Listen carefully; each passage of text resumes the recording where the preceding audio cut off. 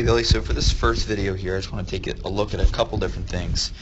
So the frame on the left is from the very first throw that I filmed at the beginning of our session.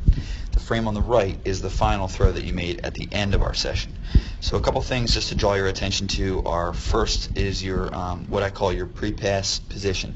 So just in terms of the carriage of the football and your base and the flexion that you have in your hips and your knees. So if we just look at the football for a second, okay, you were not in a too bad of a position to start. So that height that you're at there on the left was already okay, and you can see that it kind of remains pretty similar on the right. Normally I like to, sometimes guys come in where they're carrying the ball much higher, up closer to their chin or their ear or something like that, but you were in a pretty good position there on your chest. The one thing we want to really try to focus attention on is the flexion of the wrist, so that loading of the wrist where the football wants to be pointed away from your body at a 45-degree angle as opposed to straight down.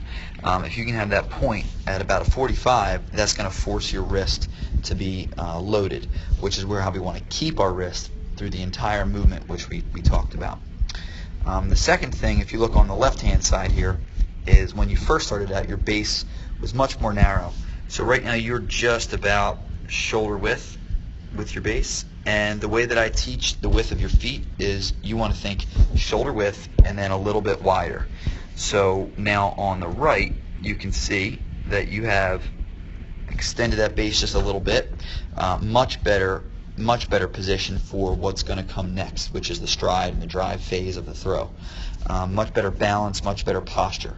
So this is good stuff, and you allow yourself to be much more explosive when you have flexion in the knees and the hips on the right hand side versus on the left, much more straight-legged, and it does not allow you to be quite as explosive. So again, great job here with the hips, and then moving down to the knees. And you also, we want to try to focus on having weight on the balls of our feet as opposed to our whole flat foot, which I can definitely see that you're attempting to do on the right, and that's something we want to work towards even more.